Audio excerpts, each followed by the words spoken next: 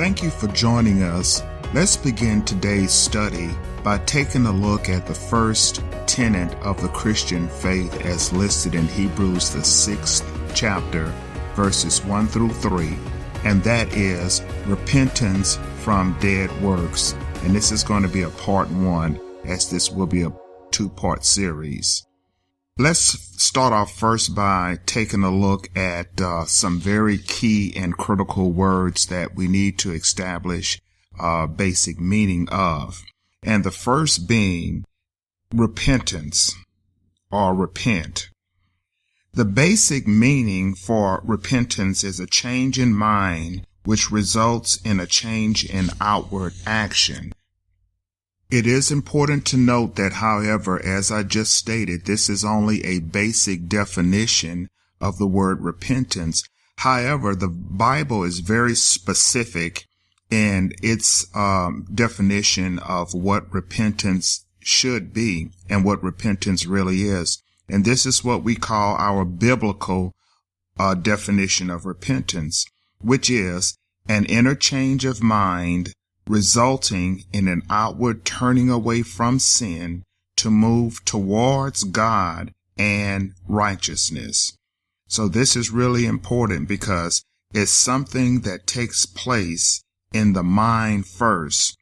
And as the mind processes this thought, it results in a turning away from sin and moving towards God and his right ways, which is his righteousness. And the last word we want to note is called dead works. And dead works are defined as actions of a life lived apart from God. Now, these works may be wrong deeds or acts of self-righteousness, but they are simply called sin, S-I-N, sin in the Bible. The key verse for today's study is taken from the book of Romans, the 3rd chapter, and the 23rd verse from the King James Version of the Bible. For all have sinned and come short of the glory of God. Let's begin by going back to the word repentance and looking at the basic meaning of the word. We stated that the basic meaning of the word repentance is a change in mind which results in a change in outward actions. Now, some people associate repentance with emotions like shedding tears and feeling sorry for wrong actions and thoughts. But repentance is not an emotion. It is a decision. Emotion sometimes accompanies true repentance. But it is possible for a person to feel great emotion and to shed many tears and yet never truly repent. Other people associate repentance with meeting special religious requirements. This is sometimes called doing penance. It is possible to fulfill many such religious requirements and yet never repent in the true biblical sense. True repentance is a change of mind that results in a change in outward actions. Outward change is the act of turning away from sin towards God and righteousness.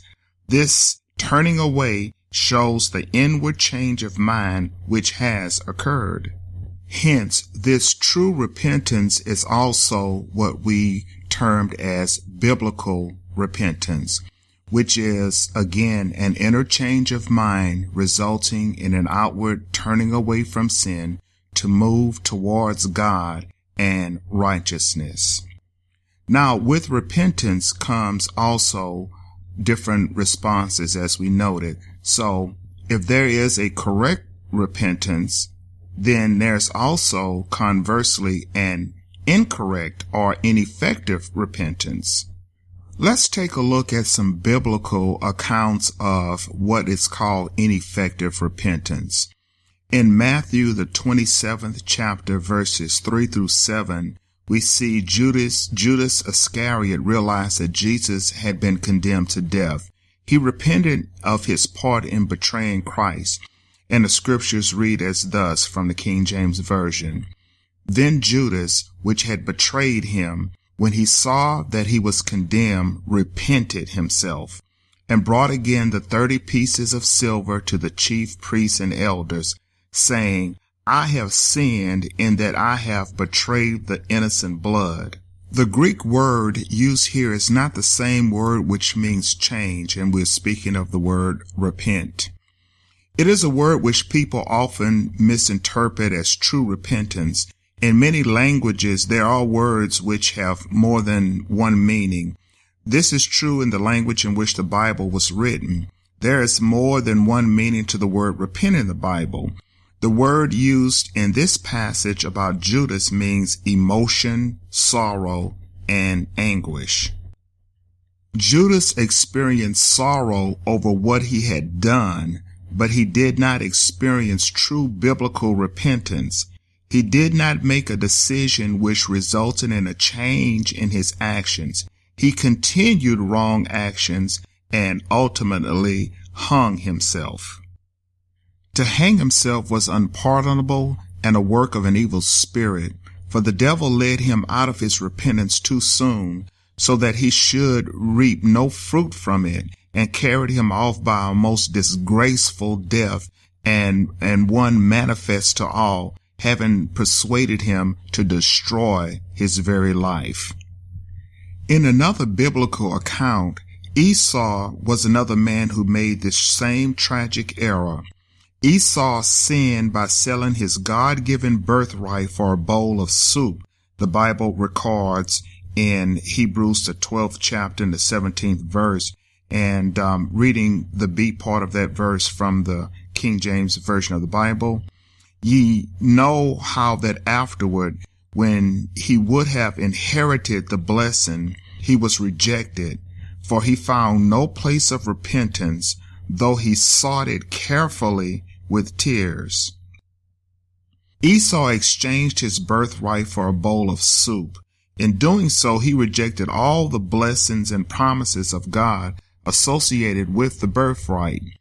Later, Esau regretted what he had done. He cried aloud and shed bitter tears, but strong emotion is not proof of repentance.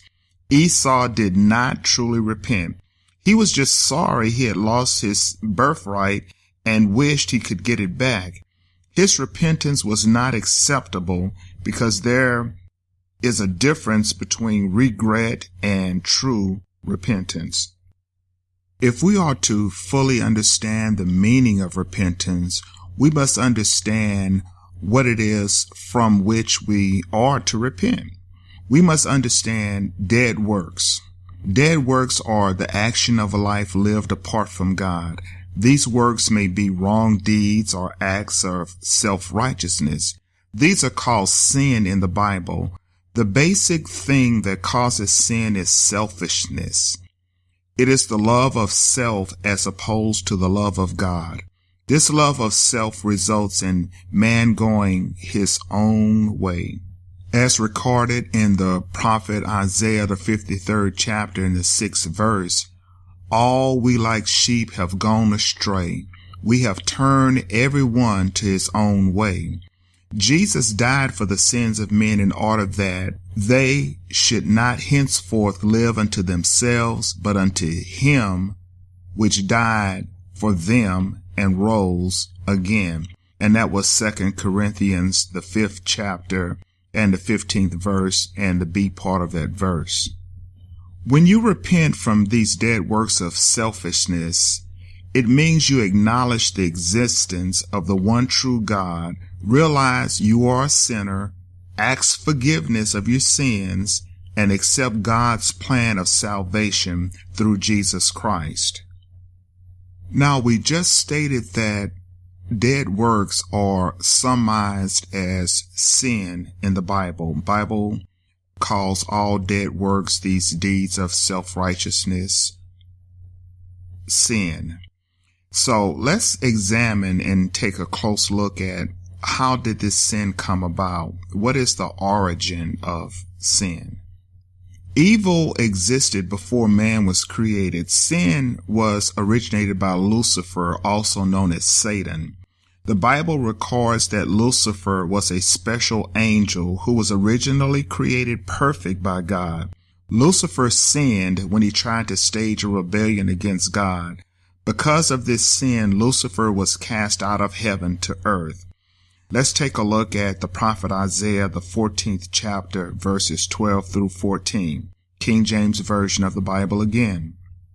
How art thou fallen from heaven, O Lucifer, son of the morning? How art thou cut down to the ground, which didst weaken the nations?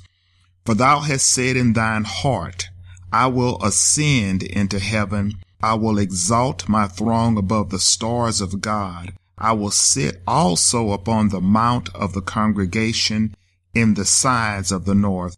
I will ascend above the heights of the clouds. I will be like the Most High.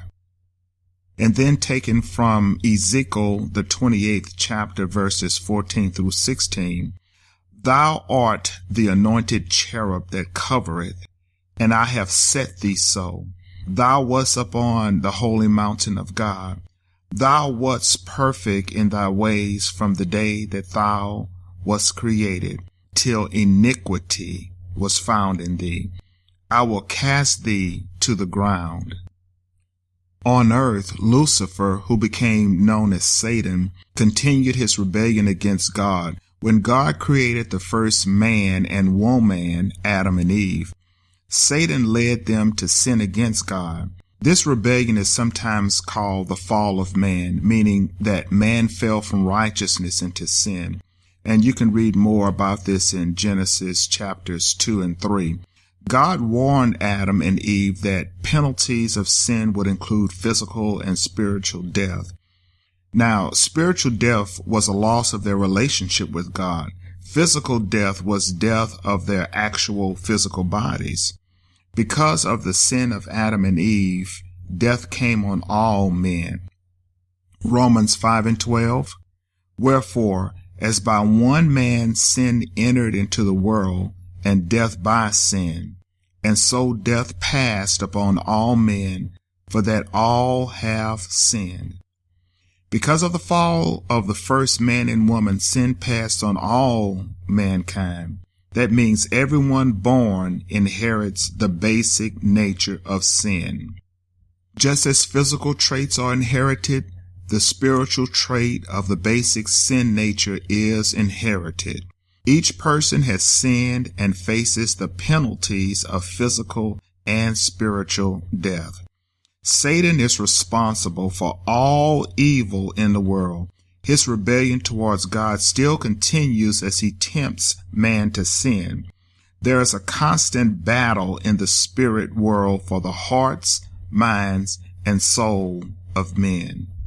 It is important to note that each person has inherited the basic sin nature. Each person sins individually when he is drawn by this sinful nature to rebel against God. Let's take a look at James, the 1st chapter, verses 14 through 15. Every man is tempted when he is drawn away of his own lust and enticed. Then when lust hath conceived, it bringeth forth sin, and sin, when it is finished, bringeth forth death. All have sinned, but God has provided a way to escape the penalties of sin. Through repentance from dead works and accepting Jesus Christ as personal Savior, you can be saved from the penalties of sin. Matthew 1 and verse 21 states, And he shall bring forth a son, and thou shalt call his name Jesus, for he shall save his people from their sins. And the Bible has several names for sins, but let's take a look at what the actual definition of the word sin means. The actual meaning of the word sin is to miss the mark and be in error. It is like shooting a weapon and missing the target. It is falling short of what you should be and God's perfect plan for you. The Bible states that other names for sin include evil, wickedness, transgression, unrighteousness, ungodliness, iniquity, disobedience, and trespass. Let's take a look at each one of these accounts individually.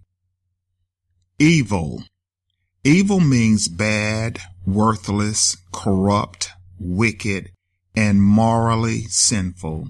Mark 7:21 states that, "For from within, out of the heart of men proceedeth evil thoughts." Wickedness. Wickedness means to have an evil mindset to do mischief.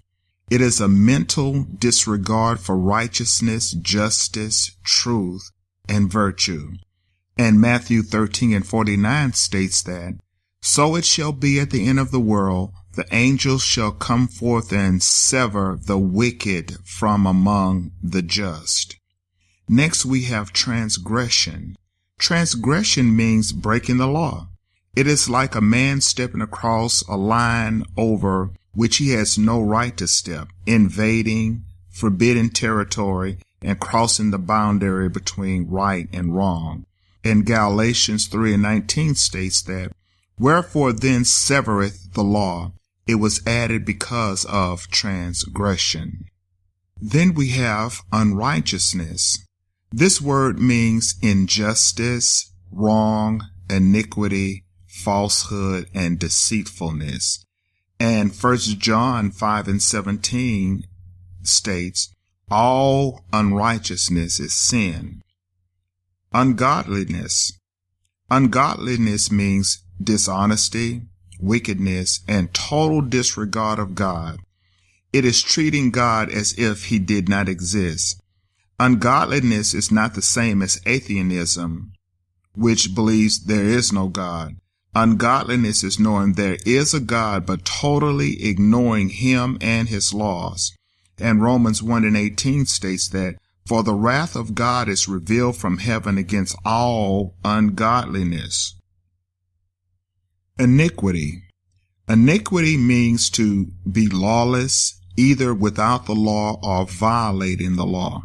And in Matthew 7:23, the B part, "Depart from me, ye that work iniquity." Disobedience. Disobedience is the opposite of obedience. It means to ignore God and his law. Romans 5:19 states, "By one man's disobedience many were made sinners." Next is trespass. Trespass means to leave the right path and cross the boundary from right into wrong. It is like being on another man's property where you do not belong. Ephesians 2:21 states that, "And you hath he quickened who were dead in trespasses and sin." In today's broadcast, we have discussed the origin of sin and defined its biblical names. But what does God consider sin? Sin is any violation of God's law. 1 John 3:4 states that, "Whosoever committeth sin transgresseth also the law, for sin is the transgression of the law." God's laws are recorded in the Bible. In addition to his laws, God has also listed specific sins we must avoid. The New Testament lists specific sins, identifies the source of these sins, and reveals special judgments for them. And there are some 103 different sins, some repeated in more than one place in the Bible. I'm going to share with you a few of these sins that are listed in Scripture. Matthew 15th chapter verses 18 through 20, and it lists 7 which come from the heart and defile. And then you will find in Mark the 7th chapter verses 21 through 23, 13 which come from the heart and defile. And also in Romans 1:29 through 32, you will find 23 which bring the judgment of God. We have just covered 43 of a total of 103 different sins as recorded in scripture text. So again, there were 7 in Matthew 15th chapter verses 18 through 20. There were 13 in Mark 7 verses 21 through 23, and 23 in Romans 1, 29 through 32. So the remaining 40, search the scriptures to find those remaining sins that are listed in scripture. And as a hint, it begins in Romans 13th chapter, verses 13 and 14, and go all the way through Revelations 22, ending with the 14th verse. This concludes today's study of Repentance from Dead Works Part 1. We invite you to visit our website, www.pathmarkministries.org, where you can download or listen to an audio file of today's broadcast, as well as download a study guide of today's lesson for further study. Join us next week when we pick up with Repentance from Dead Works Part 2, where we're going to explain the importance of repentance, explain what causes men to repent, and we're going to be able to name 4 things that are associated with repentance. We're going to define conversion and explain the importance of conversion. We're also going to define justification and explain what it means to be saved. Join us next week for Foundation of Christian Faith. God bless and keep you until we meet again. Thank you.